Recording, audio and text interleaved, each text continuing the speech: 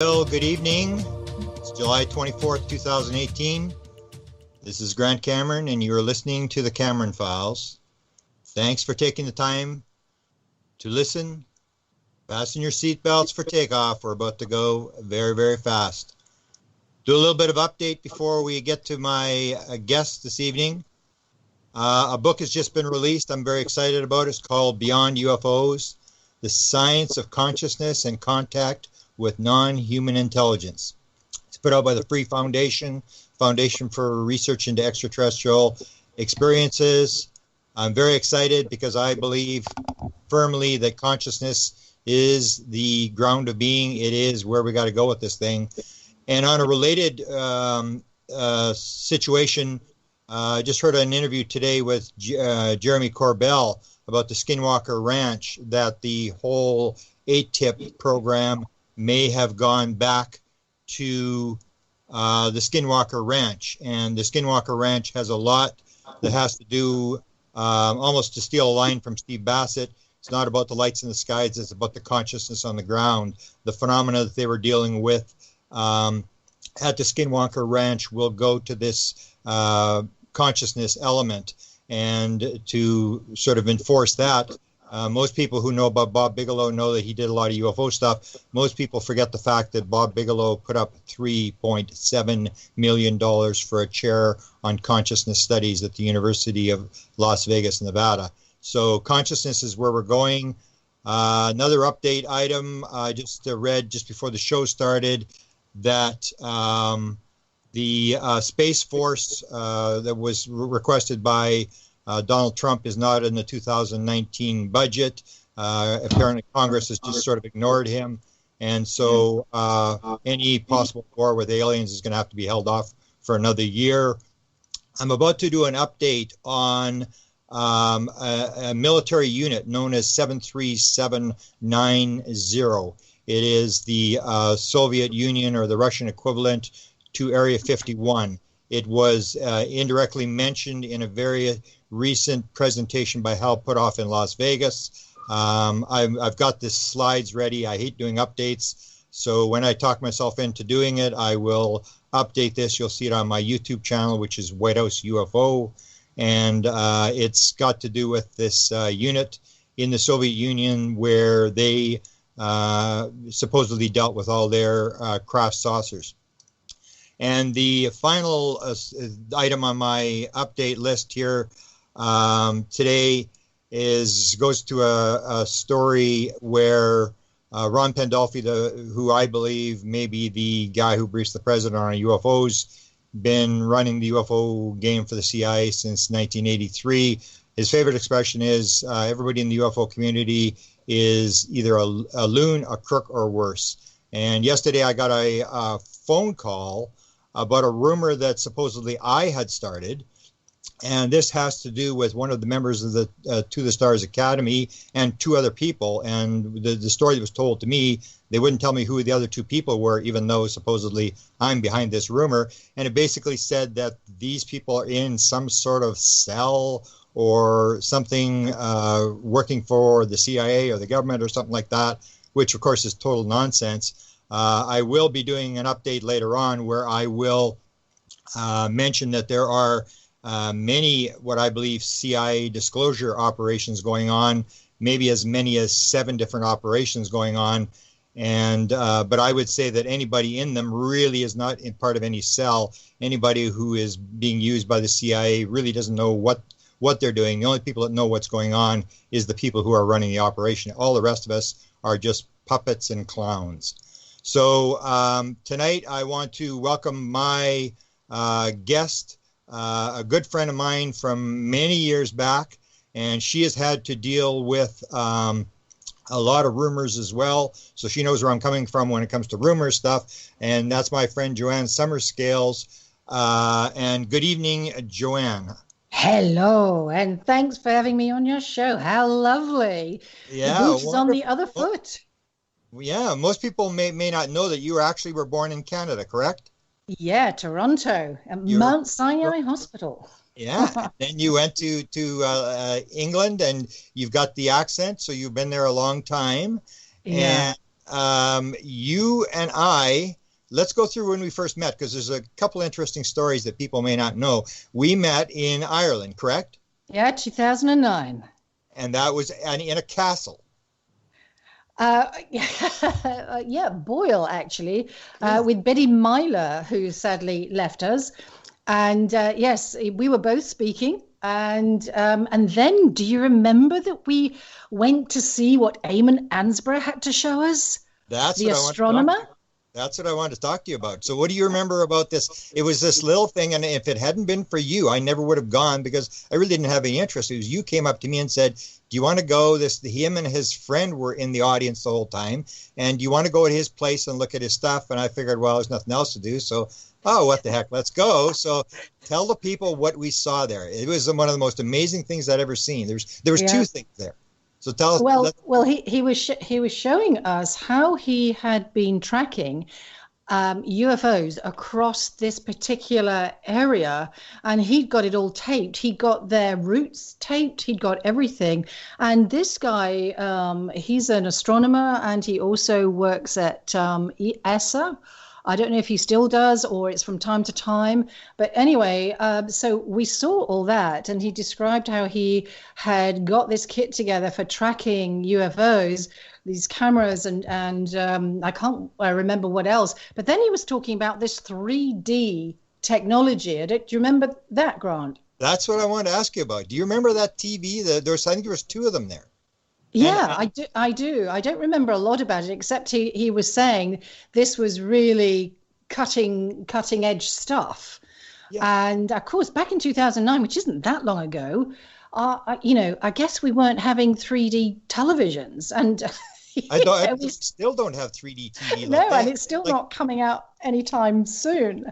Yeah, not for everybody. There was no glasses. I remember there was no glasses like you wear. There's no 3D glasses. No, and that's it was right. Screen. It was like a 40 or 45-inch screen. It was a big screen. And I remember someone was going to touch it, and they yelled at us, "Don't touch it! Don't touch it!"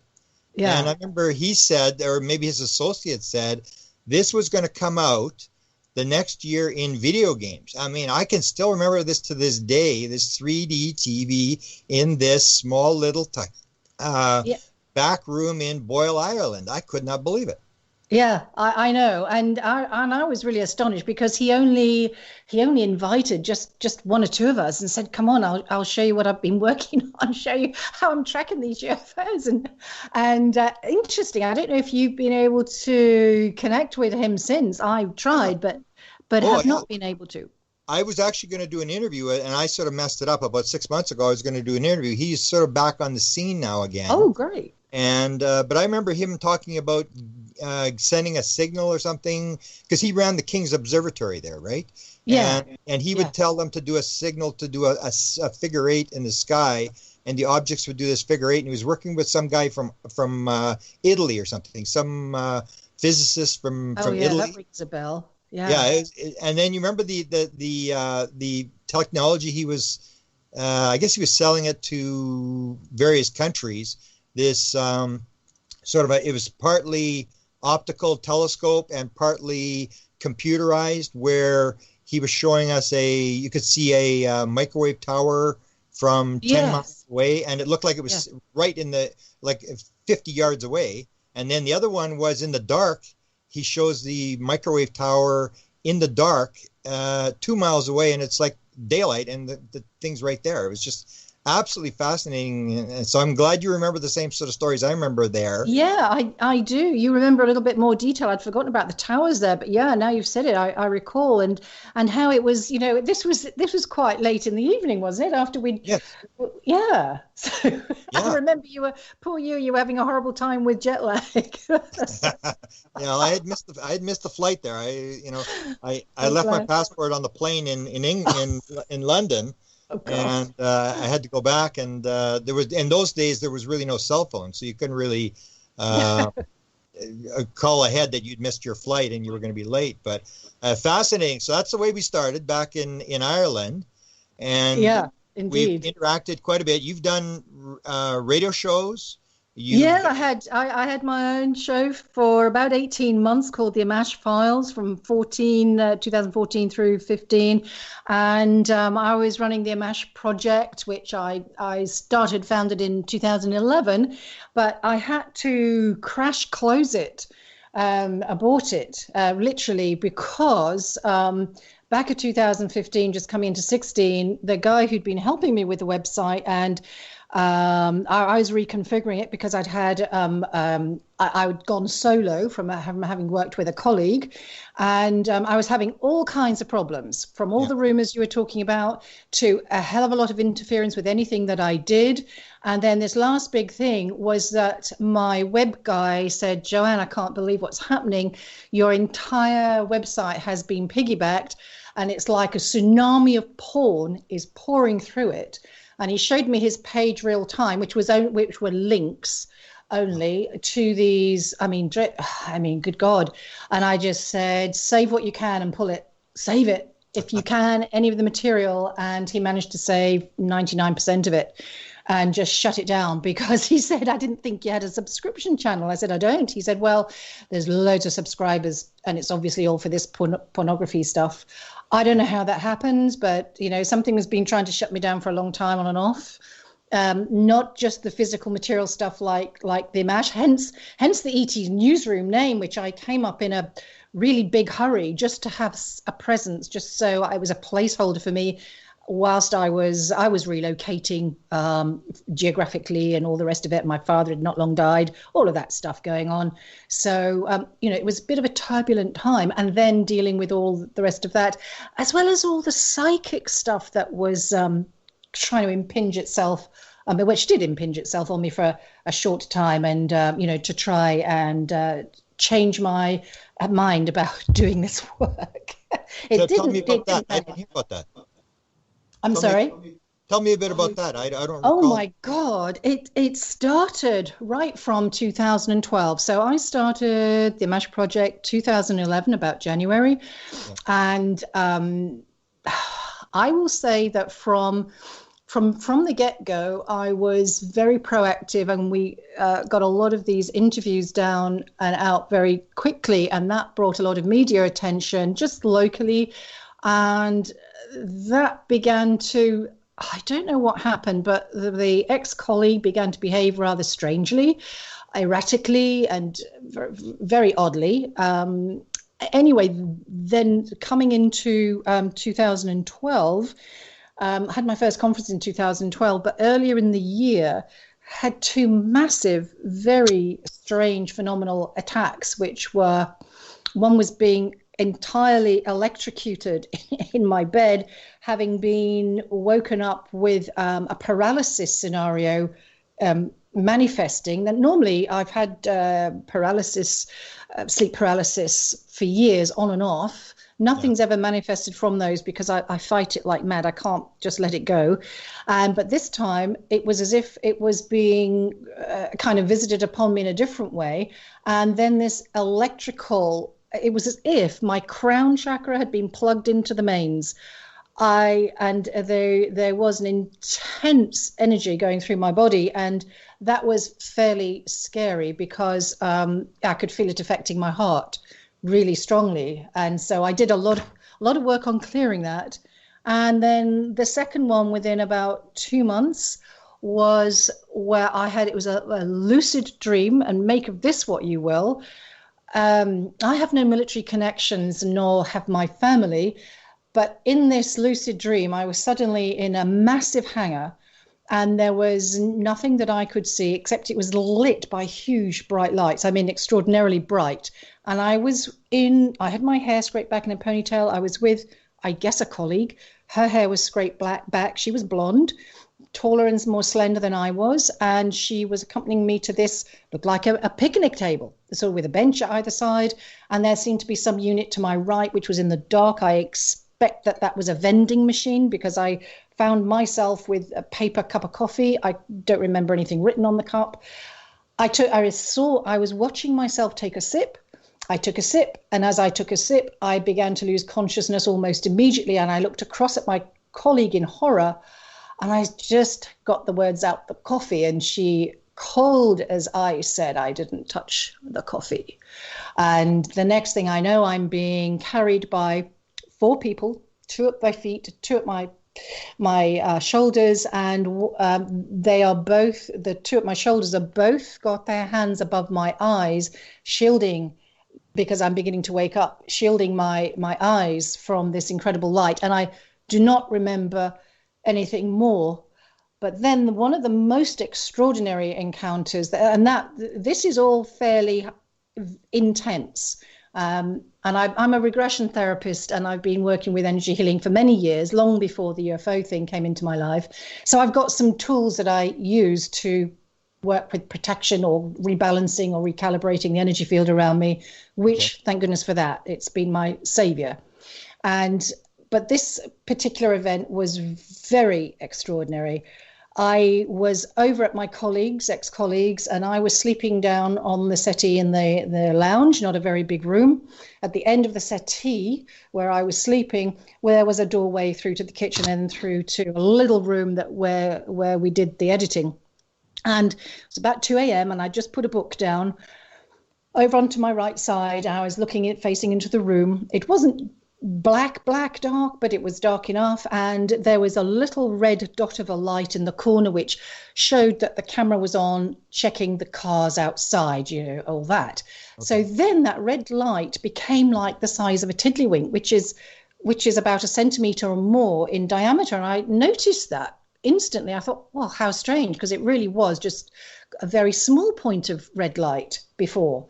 And then all of a sudden the center of the room it's almost like it became pitch black.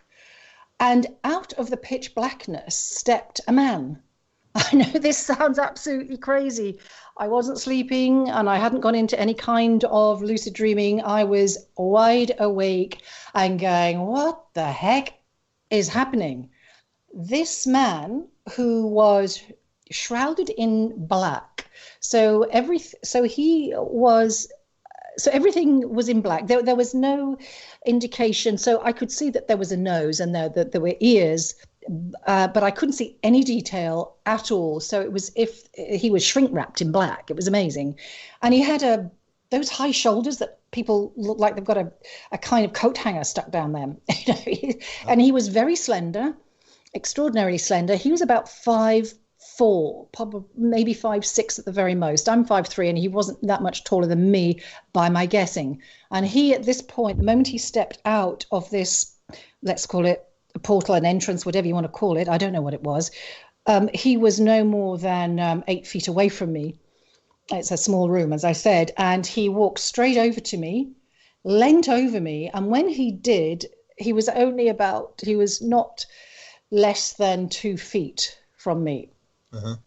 And I had kept my eyes focused rigidly on the center of the room. I daren't engage him. I just felt quite threatened, as you might imagine. But this felt like it was a military operation. It didn't feel like it was ET.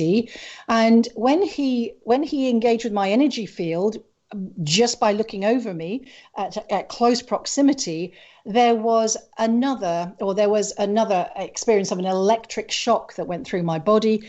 And as he stood up and realizing that I wasn't going to do anything, there was a snap back, as if like a piece of elastic had snapped back. And he stood up and just walked toward the end of the settee and straight through to the kitchen area, and then was gone. And that was that. And the next day, when I asked my ex-colleague if they had seen anything, or his lodger, nobody had seen or felt anything.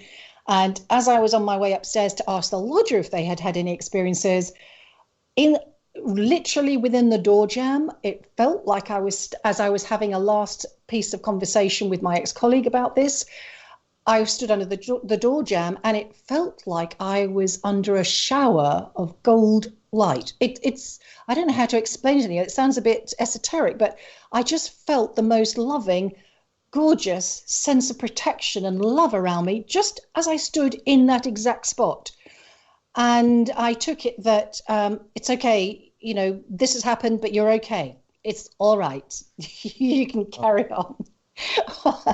I don't know, but I've had several. And since I relocated down to the southeast, which is the Hastings area for UK folks, I've had several really bizarre happenings, no one like the other. I found where I had this guy appear in my bedroom, and this guy was like some guy from the 70s. And he just did an open palmed wave to me. I called him Clive. He just looks like a Clive to me. I could see how he was dressed. He Yeah. had a little tank top on, like they used to wear back then. And he gave me a little smile. I mean, I'd recognize this guy in the street if I saw him. And he was in my bedroom, which is quite a big room. And he was about 12 foot from me, easily distance. And then the next thing I know, he fades out. And again, I'm not lucid dreaming. I'm actually wide awake because I'm a bit of a late to bed baby. Yeah. And the next thing I see is an image very close to my bed on the right side, and I see a very large pincer kind of hand projecting down. And when we kind of put our wrists over, it's a more or less a 90-degree angle. But this hand was flat to the arm of what I think is a mantis. I've never seen one otherwise. And I had no, it's interesting. There was no, again, my research head went on. I thought, what am I seeing? What am I trying to understand from this? I had no telepathy, no emotional communication. More, I was just very surprised. And Clive just giving me the open palmed wave. Yeah, okay. Was he the mantis? I don't know. Was he a screen memory? Was he a screen image? I don't know what that was. So, and then I've had some more serious events. I won't go into them all because there's been several which have impacted my health, but I kind of got over those too. And, I think something's tried to give me a heart attack once, but I got over that too. It's just like, it's been a bit of a roller coaster, I tell you. And, nobody really knows about this side because I haven't, written the book that all of this stuff's gone on in. Are you planning a book on this? I haven't been, but you know what? I might. I tell all.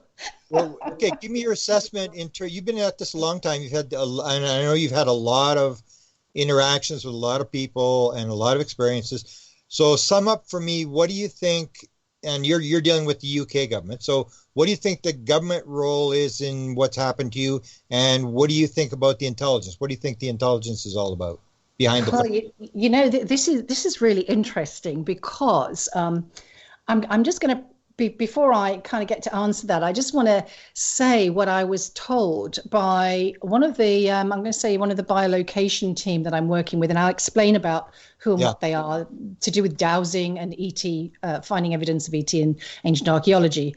But they told me, kind of with a smile on their face, and I said, "Really? Do you believe this?" And what they told me was that somebody who's passed on now, only just recently, who I tried to contact and wouldn't speak to me, just put the phone down on me, had worked with the government in areas that you wouldn't you can't mention because you've signed the Official Secrets Act or something. And he was taken, although he was retired, he was taken by car to the Home Office in some back office in London and shown one or two files on a desk. And these files related to 3 of the biolocation team, so this is said, and one was about me. I said, really? Are you kidding me? Is this really real? So all I can tell you is that I do know, because I think, like America, like everywhere else that's developed, there is this sort of planetary-wide awareness of the ET issue. We've only got to go back to Wilbert Smith and those kind of people, Tesla. Yeah. We know they know, and Reich, Wilhelm Reich, for goodness sake. And there clearly is a covert something going on. I mean, look at that little guy who popped out of that portal, whatever it was. I mean, that was something. And I actually had an SAS, an ex-special service force guy, contact me to tell me, after I told about that experience on tape, that he knew what that was. That was a special arm of the services. They're called glimmer men because you only ever catch a glimpse of them. I actually don't know if that's true or not, but he described how they would go into people's houses and they would use this cloaking device which made them invisible to the person. And they would go in and, if they weren't casing the joint for something or the computer or whatever, It was something else that they'd been tasked to do by the forces. So, there is definitely something going on. I don't know what that all is, but there for sure is. I know my phone's been tapped, and it probably still is. People have told me time and again, Jan, I'm ringing you back, or please tell them to get off the line. And every now and again, I'll just say, listen, GCHQ, I hope you're listening because you might learn something. So. But when I had a conference in 2014, I had a lot of people staying with me. And one was a young lady who's written a thesis, she's an anthropology major, and she wanted to write a thesis instead of about the people in Papua New Guinea, the new tribe that's been discovered or whatever. She thought the abductee scenario would be a very interesting study. And so I my door to her and my connections there, and hopefully we're getting that thesis translated in the not too distant future. So she came up in some excitement and said, Joanne, there's a man outside and he's watching the house. And indeed, there was somebody outside and he did appear to be watching the house. So one or two of the team went out, got numbers and all the rest of that, and it seemed to go away. We didn't hear it anymore, but it's kind of interesting. It goes in waves of interest. And at the moment, I haven't been that public because I finished writing a book a couple of years ago, and that's now completed. So now I'm starting this next phase of bringing in information through different doorways, like the album that we're going to be talking about a bit later, that kind of thing. So what the security services or the special services, clearly they know. It's obvious they know, and nobody could tell me different. Nobody could make me think any different. And I think there's the same old sort of Oche thing and tight-lipped thing at the moment. It's really no different to the States, to be honest. And I don't see... I've had a recent reconnection with a lady who said, I think I'm, ready to speak to you again. I said, oh, okay. She said, well, the reason I went away was because I was threatened. I was told I shouldn't speak to you, and they would hurt me and they could hurt you. I haven't had that too often. I have had it a few times where people have contacted me and they've been extremely nervous, generally in the UK, but also abroad. I've had a lot of contacts from America as well as Canada and beyond. Oh. But and they have said, got back to me and said, I told you I would be punished for speaking to you. And, I've had a horrible time. Things have been really difficult and I don't think I can speak to you again. And that has happened, not a lot, but a few times.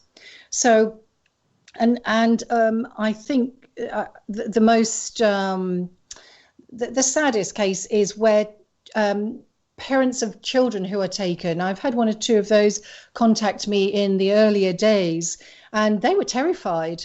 They were wanting to tell somebody, so they told me, with me promising never to repeat their story, which I have never done. But what they were saying was that we are frightened we'll have our children taken off us. And my other half is terrified because if we go, any more open or public with this, then, it could bring in severe consequences. Well, we know that people have lost their jobs, their homes, their circle of friends, their family, their wives, their husbands.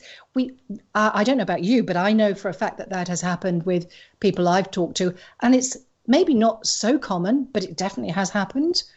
So yes, it has an enormous impact, this field, every which way on people, and you're going to know it has a big impact on on the governments of the world, no doubt about that. And I'm going to be very interested to hear what you come up with in your new research project with the Russian areas. Yeah, that's going to be fascinating. So just before we get to the music thing, which I think is extremely important, you did a book on 2 years ago or 3 years? No, how many years ago? No, it's just a couple of years ago. Yeah. Actually, it's called 44, and it's based on an ex-soldier's true story of lifelong encounters involving alien abduction, men in black, a serial killer, and persecution by the Freemasons. This is one of the most extraordinary stories I've ever heard that one person in one lifetime can have. Simply because the reason it's got 44 in the title is that this gentleman, who was born in 1950, so he's only 68 now, was 44. So he hasn't been alive. He's only been alive a short amount of time compared to the time that he was unconscious of what had happened to him. And at 44, he had an incredible, let's call it a download. The way he described it, it was very much like what you'd hear an NDE, near-death experience relate to. Very similar. Saw his whole life play out before him. Yeah. And that included all the events that he knew of, but all those that he didn't, and was completely blocked against. He saw his ET UFO encounters, abductions, and everything in one fell swoop, which from the age of at least two to three, which for a man who was absolutely against the idea, to the point where his physically disabled brother, not at all mentally, whom he once shared a room with when he was a child also, had seen him being taken. And then when they were older, he tried to tell his brother, my guy, Bill Brooks, about it. But all Bill could think is that the disability, which was physical, as I say, had somehow reached his brain. I mean, he just couldn't countenance it. And wow, it's hard. There's not very many stories I've heard where, as a soldier at 18 years old, he was sent to join a regiment a nuclear regiment in Sennelager, Germany. And guess what? The base was shared with personnel from Area 51 who worked underground. How about that? Wow. And we have corroborating evidence or a story of this in the form of a wonderful man called John Sutton, whom Bill reconnected with after about 40 years, because there was a huge paranormal event that took place, which John and Bill were both witness to virtually simultaneously. And John was able to tell that story and corroborate it. Bill was in the army at the time. He said he was, and I've done my research. He was. We've got the army book and all the discharge information. All that's in the book as well for anybody to see. But when he joined the army, he couldn't read or write. He had no education. He was a very bright individual, but just life. He came from a very impoverished area and in the West Midlands in the UK, and he simply didn't know that. And then when he failed his entrance examination, the army said to him, "Oh, don't worry, you'll soon pick it up," and just passed him in. Now, why was that? Was that because they already knew something about him? I suspect it was because within 1 week of being in the army, he had 2 major abductions, and one was at gunpoint.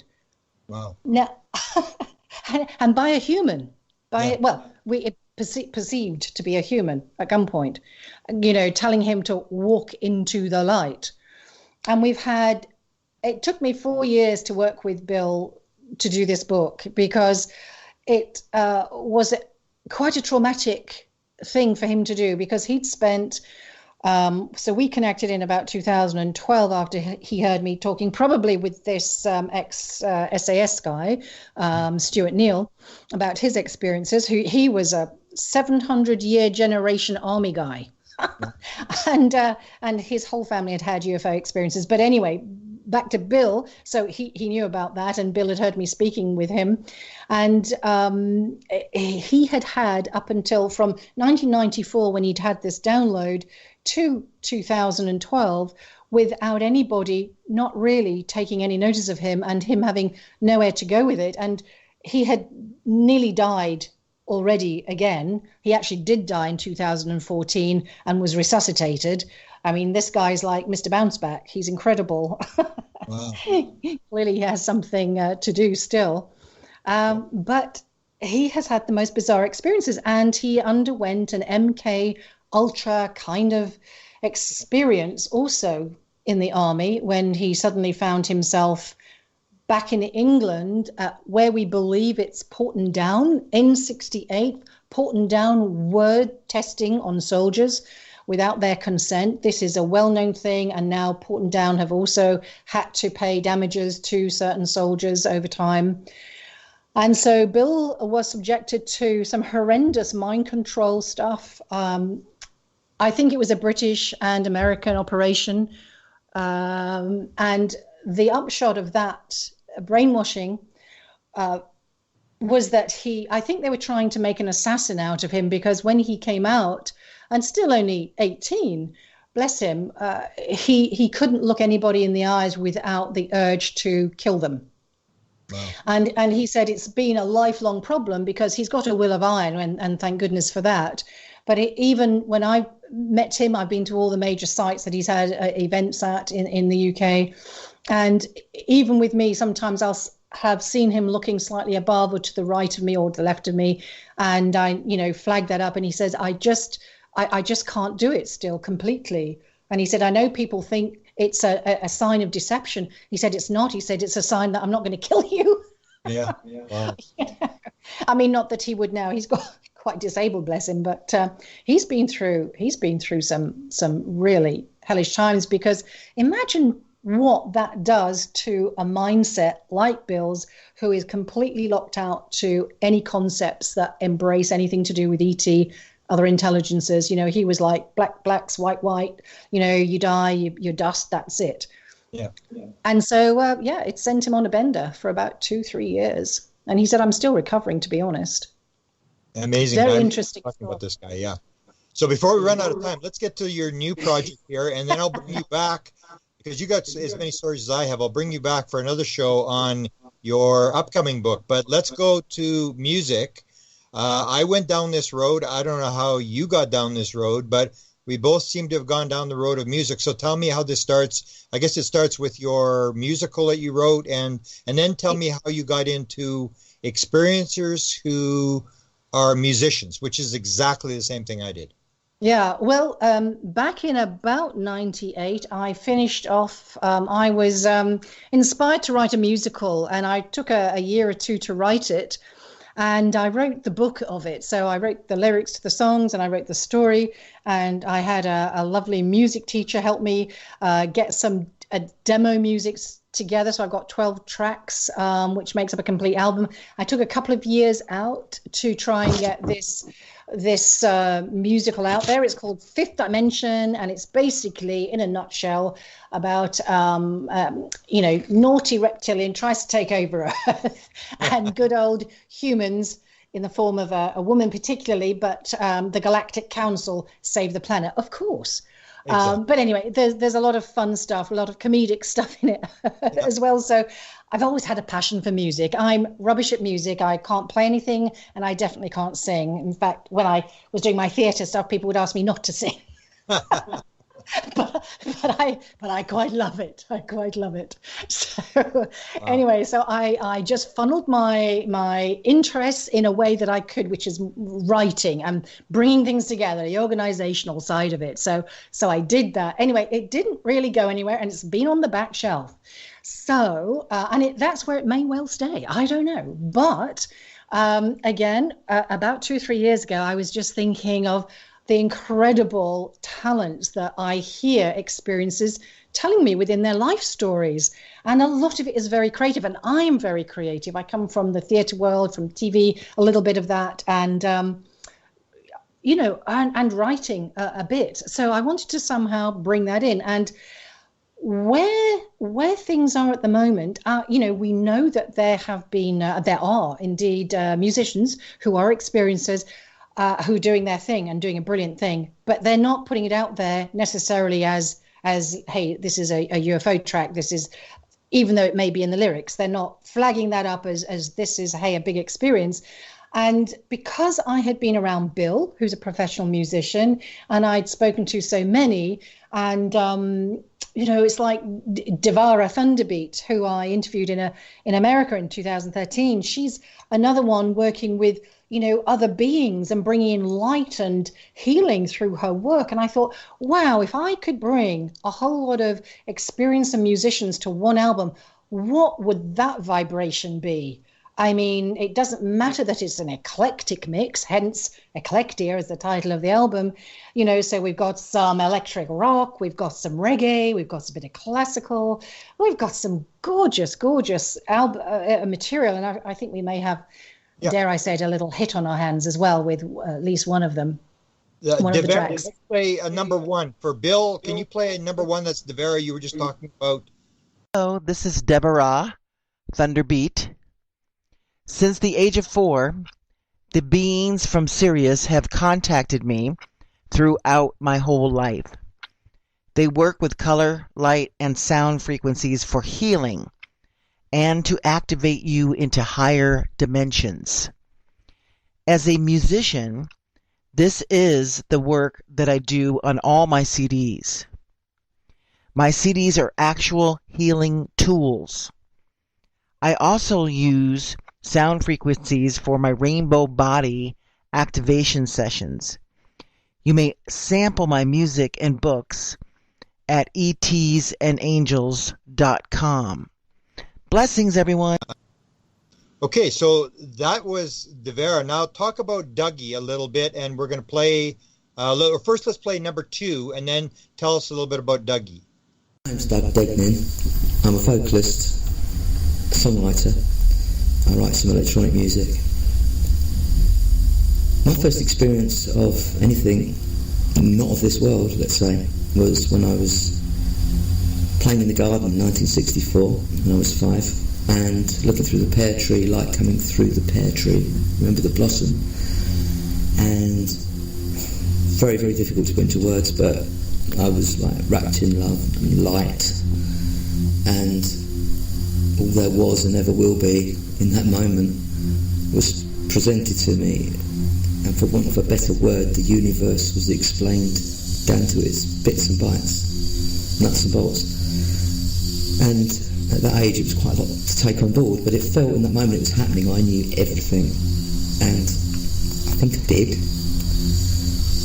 Unfortunately I don't anymore, and it didn't last for very long, that I knew everything feeling, but it certainly did change my life, and part of that message was that I would be living through a time when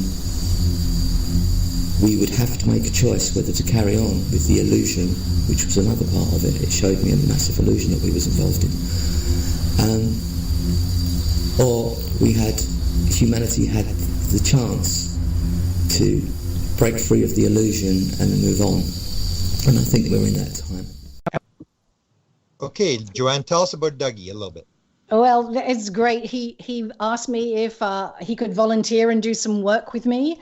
And when I heard that he was a musician and singer-songwriter, I said, hey, I've got this album idea.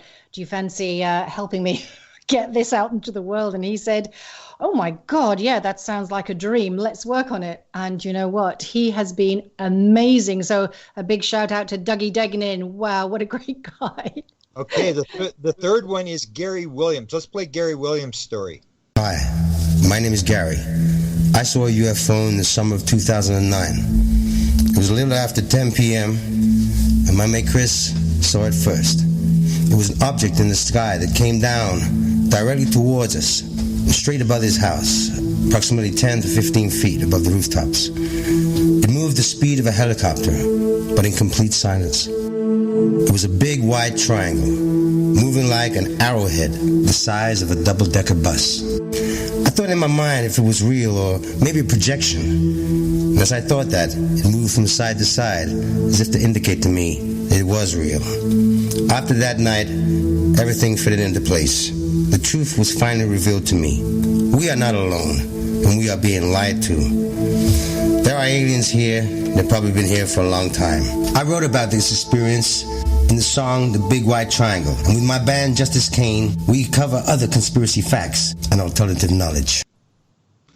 So, Joanne, tell me about Gary, a little bit about Gary Williams. Yeah, you know, when I heard his song, I was blown away. I thought, my God, what a great track. And what I've been doing is asking most of the musicians to provide a little soundbite, as you've been hearing, to have as another area of interest. And you're on the album as well, Grant, because I've got you, Chris Bledsoe, one of the Biolocation team, Jeff Crockford and Nigel Hughes, talking a little bit about the impact of ET on the world, on their lives, on their music. And Gary's actually, I think he's got a degree in psychology, but his band, Justice Kane, are interested in researching and doing music about all of this conspiracy, so-called theory kind of material. So we've got some really interesting people on board. Yeah, we have a lot of clips, so we're going to play the last one. We have a whole pile of them, but we're going to play this last one, and then we're going to talk about the album itself. Mike, let's play Mike, number 4. My earliest experience was back in 1955 at the age of 4, when I told my mother that something of incredible importance was going to happen on this planet that would affect all units of consciousness, whether it be mineral, vegetable, animal or man. I told my mother that this would not happen in her lifetime. She did die some years ago now, but it would happen in mine. All these decades later, I now believe that what I was trying to say is that there is an energy coming into this solar system that would give people the opportunity to ascend to a higher frequency. After this, I started to see who I now call my space brother. His name is Telosh, who visited me throughout my life. At one time, when I was walking along a country lane near where I lived some years ago, he appeared beside me.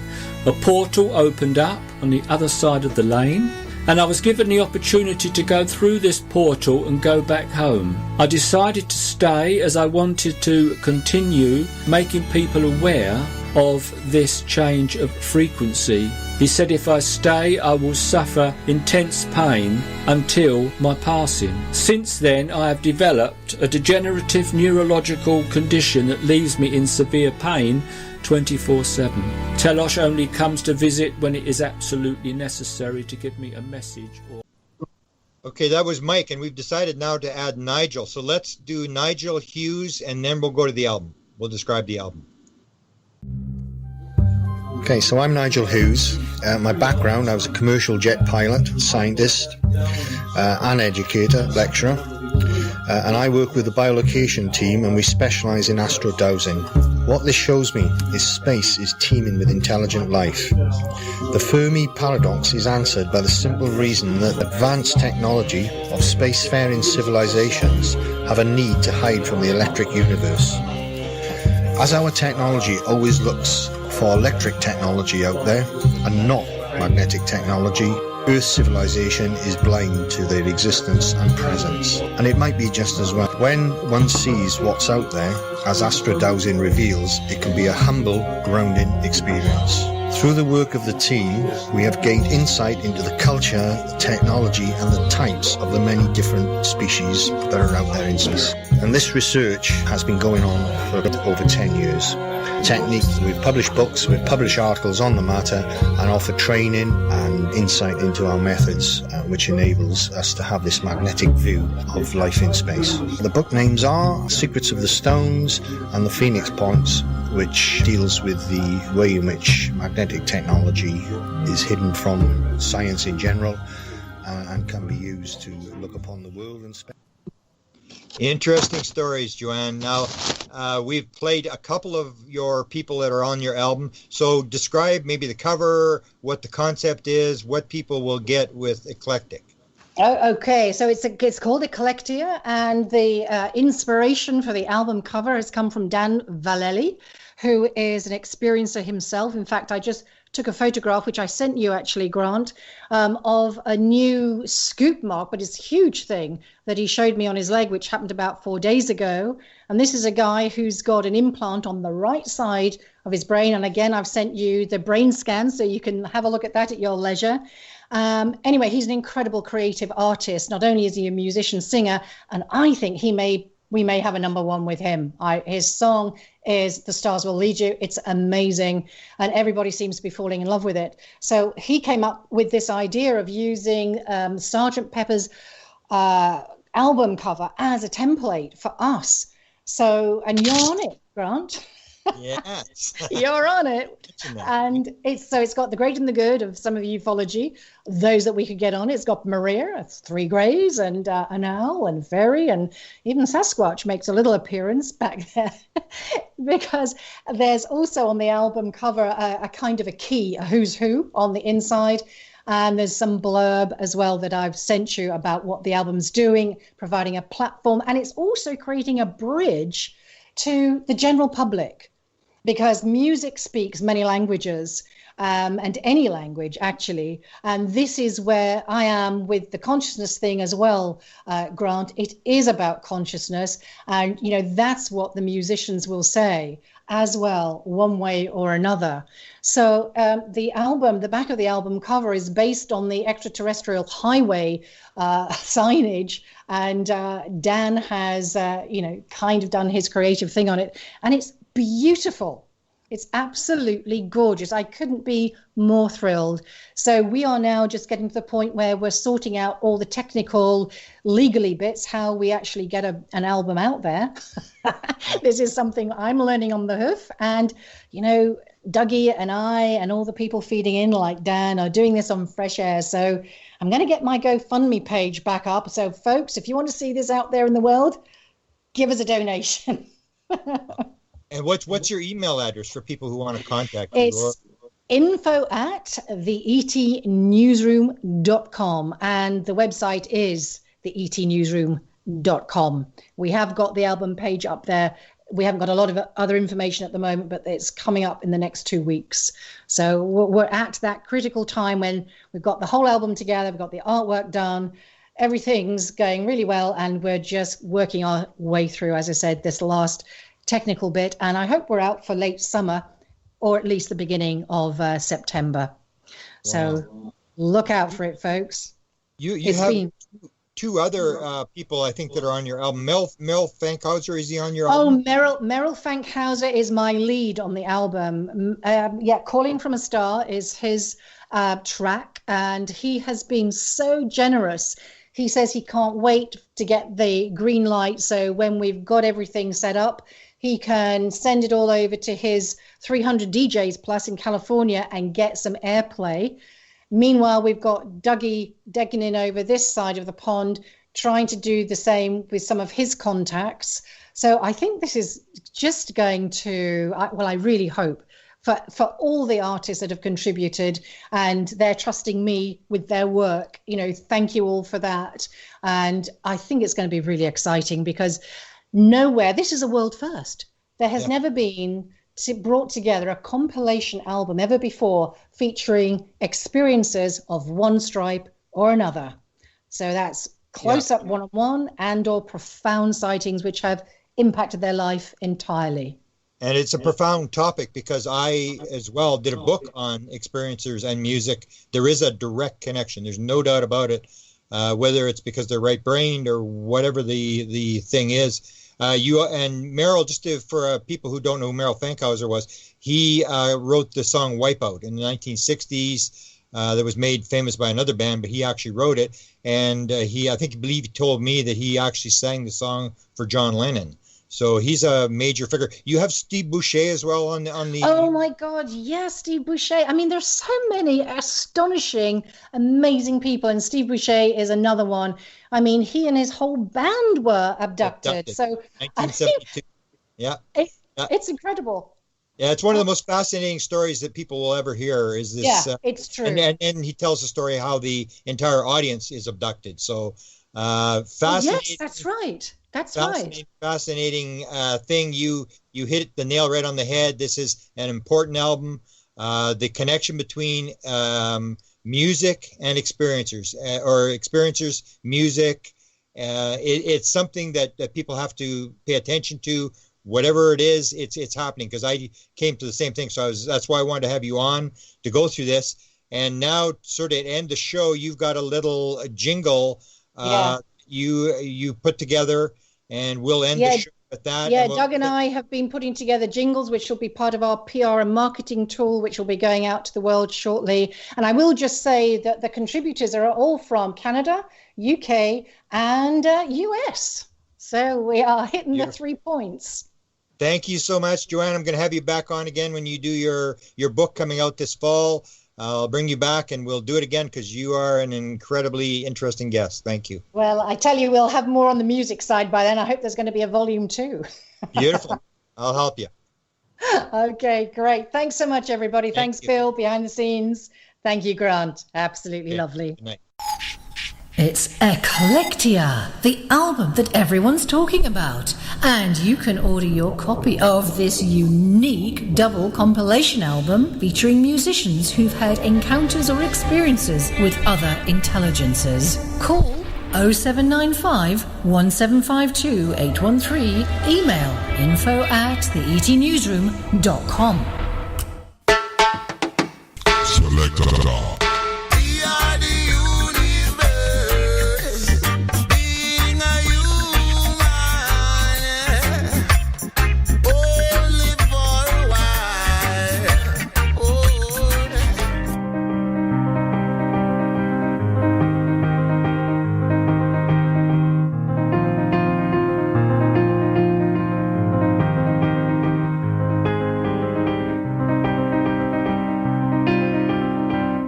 Since the age of 4, the beings from Sirius have contacted me throughout my whole life. They work with color, light, and sound frequencies for healing and to activate you into higher dimensions. actions can't speak louder than words together.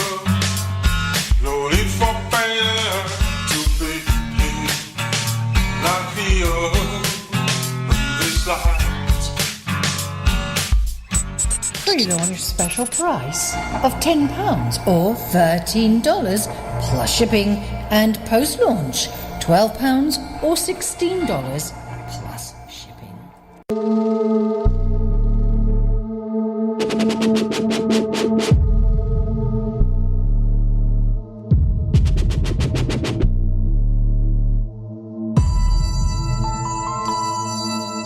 You've been listening to the Cameron Files with Grant Cameron. Any rebroadcast or duplication of this program or program content without express written permission from the KGRA-DB or Grant Cameron is strictly prohibited. The Cameron Files, in direct cooperation with the internet website presidentialufo.com.